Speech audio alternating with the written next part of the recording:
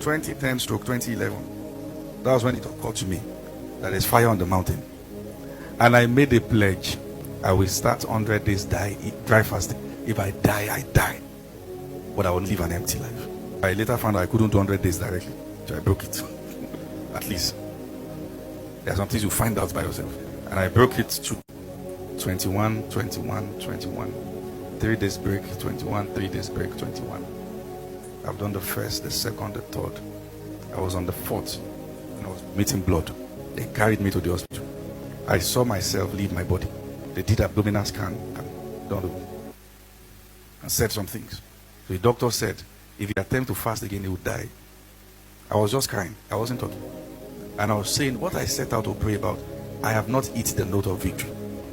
I cannot forget how I left the hospital through the window. And I said, if they say I can't fast again, what I was doing was dry. Let me do white. I started on that 21 days white. That's the kind of fasting you take, Gary, no sugar, nothing. Nothing sweet, nothing salty, no oil, no pepper. I finished that. I still have not hit the note of, to let you know how deep that thing was.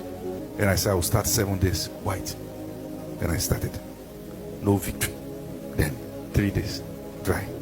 It was on the 3rd day. And I slept in my room. And I had a vision. And I saw myself lying down.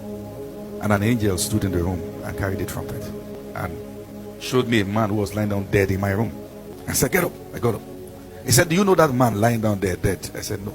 He said, look at him well. I said, I don't know him. He said, look at him well. I said, I don't know him. He said, that's the father of your grandfather. He said, he went with something that belonged to all of you. He said, your cry has come to our ears. That's how he said, our ears. He said, I've been sent to wake him up to collect yours. He took something that looked like a trumpet. You can use doctrine to fault what I'm saying. See, what's my own? It's cool. You think I'll be angry? Carry on. Whatever result I have, I have it. You have your life to live. He blew that stuff and the man got up angry. That's 4 generations. And the angel said, you are. And I was shaking. And I knew instinctively in that vision to dip my hands to his chest. And that's where those things were. And as I put my hands there, I could tell this for this person, this for that one. I wanted to pack for everybody, go and distribute. He said, you can only pick yours. When they pray, they pick theirs. So I picked mine. And the man fell back, dead. Then I woke up from the vision and I knew I'd hit victory. Phase 1. No, they're in levels. Oh, sorry. They're in levels. I'm sorry. After a while, I became pained and angry that God, thank you for the victory, but I have a pain. The pain is, look at it. I fasted till I almost died. Must it be this tough? And he said there are kinds that doesn't change without prayer and fasting. Then he said, however, there's always an however. He said, because you didn't discern anybody who went through that journey and broke through. He said, if you had, they carried the anointing to bring you out. I said, what? I did all this because of lack of discernment. I've learned. One of my younger brothers heard the story. He called me up on phone. As I released the word to my life now.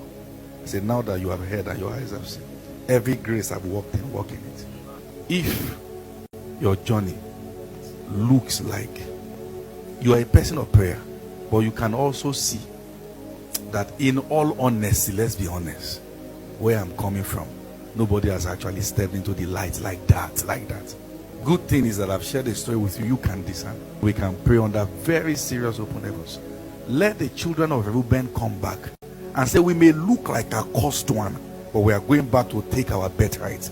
Then the word can come and change what ought to be permanent. Anywhere the word can be sent, change can be seen.